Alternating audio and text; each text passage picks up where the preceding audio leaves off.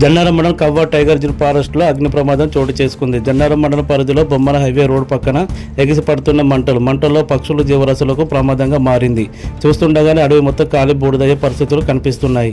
Highway road పైన వాహనదారులు పోతున్నారు, వస్తున్నారు. హైవే రోడ్ మొత్తం పొగతో కమ్ముకుపోయింది.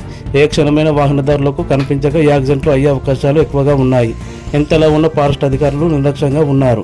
జీవరాశులు వాహనదారులకు ఎటువంటి ప్రమాదాలు జరగకముందే అధికారులు వెంటనే స్పందించి మంటలను అదుపులోకి తీసుకురావాలని జన్నారం మండల వాసులు ఆవేదన వ్యక్తం చేస్తున్నారు. మరోసారి ఎటువంటి అగ్ని ప్రమాదాలు జరగకుండా తగు జాగ్రత్తలు తీసుకోవాలని వాహనదారులు కోరుతున్నారు.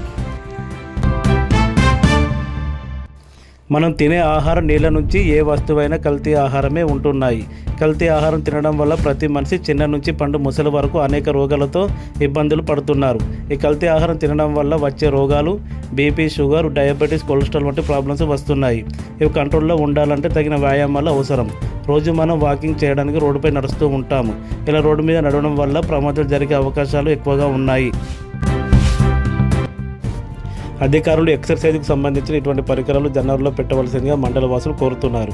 ఈ పరికరాలతో ప్రతిరోజు ఉదయం సాయంత్రం 1 గంట సేపు ఎక్సర్సైజులు చేస్తే మంచి ఉపయోగాలు ఉంటాయని అధికారులు వెంటనే స్పందించి ఇటువంటి పరికరాలు తీసుకురావాల్సిందిగా మండల వాసులు కోరుతున్నారు.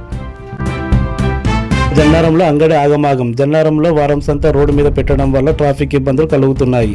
అంతేకాకుండా అంగడి సమయంలో భారీ వాహనాలు రాకపోకలతో వారం సంతకు వచ్చిన ప్రజలకు అనేక ఇబ్బందులు పడుతున్నారు. కూరగాయలు కొనే సమయంలో రోడ్డు ఇటు నుంచి అటు దాటే సమయంలో ఏదైనా వాహనాలు మనుషులను గుద్దుకొని పోయే అవకాశాలు ఎక్కువగా ఉన్నాయి. కాబట్టి వారం సంతలు రోడ్డు మీద కాకుండా వేరే ప్లేస్లకు మార్చాలని చుట్టుపక్కల గ్రామస్తులు, మండల వాసులు ఆవేదన వ్యక్తం చేస్తున్నారు. దేశంలో కోట్లాది రేషన్ కార్డులకు గుడ్ న్యూస్ చెప్పింది కేంద్రం. 3 నెలల రేషన్ బియ్యాన్ని పంపిణీ చేయనుంది కేంద్ర ప్రభుత్వం. ఏప్రిల్, మే, జూన్ 3 నెలలకు కావాల్సిన ధాన్యాన్ని రాష్ట్ర ప్రభుత్వం పంపిణీ చేయనుంది.